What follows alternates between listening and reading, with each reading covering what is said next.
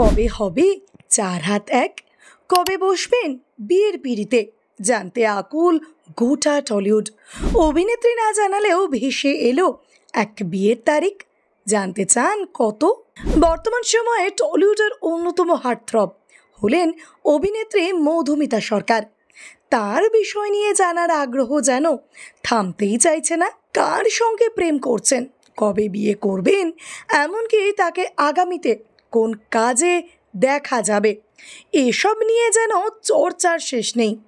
তবে তিনি মুখ না খুললেও কানাঘুষো শোনা গেল মধুমিতার বিয়ের তারিখ। গত বছর দুর্গা সপ্তমীতে মনের মানুষের সঙ্গে প্রথমবার ছবি শেয়ার করেছিলেন অভিনেত্রী মধুমিতা সরকার, আর পোস্ট করে লিখেছিলেন নতুন শুরু। সেই সঙ্গে এক সাক্ষাৎকারে তার প্রেম পর্বে শিলমোহরও দিয়েছিলেন। রূপলী পর্দার নয়, তার মনের মানুষ দেবমাল্য চক্রবর্তী পেশায় একজন ইঞ্জিনিয়ার। তারপর থেকে বিভিন্ন জায়গায় একসঙ্গে দেখা যেত এই প্রেমিক যুগলকে। আর সেই থেকে প্রশ্ন একটাই, কবে যাবেন ছাদনাতলায়?